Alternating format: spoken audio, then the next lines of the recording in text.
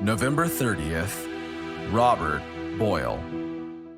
Stand in the freedom of faith and think outside of the box. Anyone who has ever been to high school and done a science experiment can thank Robert Boyle. When he was born in 1627, even the idea of conducting an experiment was controversial. At that time, scientists thought that they could discover things by arguing within the confines of the rules of logic.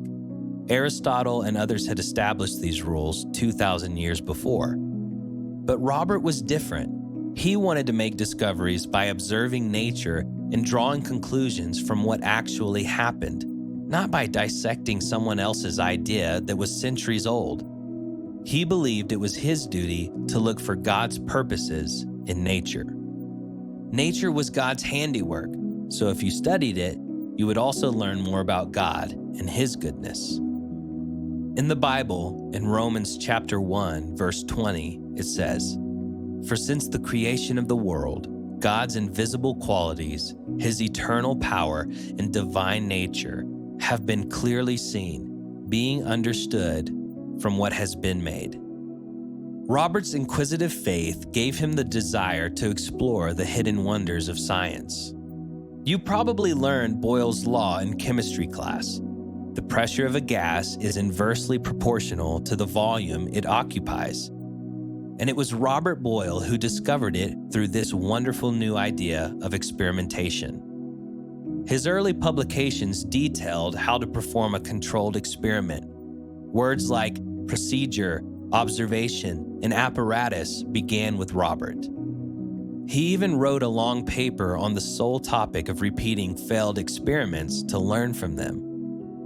Robert lived his life by this belief that if he thought outside of the box, instead of looking for what he wanted to see, he could discover something new. He said, "Even when we find not what we seek, we find something as well worth seeking as what we missed." When Robert first published his work based on controlled experiments, people ridiculed him, but he had to challenge the status quo, and he refused to listen to his critics. Instead of giving in to criticism, Robert simply tried harder to document his work and prove his point. Over time, he won the respect of the scientific community. As Robert took copious notes during his controlled experiments and published his results, other great thinkers were drawn to him. Keep your business safe online and earn crypto while you do. Use SaferNet. It's a VPN, internet controls, and virus protection all in one place. Monitor your team and keep your data secure with SaferNet. A group of them, who eventually became known as the Royal Society, met regularly to discuss their out-of-box thinking and to compare notes about their experiments.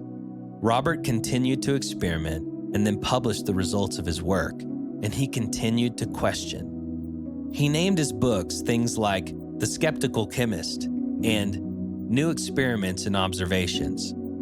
His work disproved many of Aristotle's theories and opened brand new fields like chemistry. Robert became so respected that the King of England sometimes dropped by to ask him scientific questions. As Robert Boyle became popular for his scientific breakthroughs, he continued to have to fight the status quo. He was even asked to be the president of the Royal Society, but he declined because he did not want to be bound to the society's oath. The upper crust of England's social structure wanted to draw him into high society, but being popular took away from the things he really cared about. Robert Boyle was a free thinker, and because of this, he changed the world for the better. How can thinking outside of the box expand your impact on the world? Stand in the freedom of faith and think outside of the box.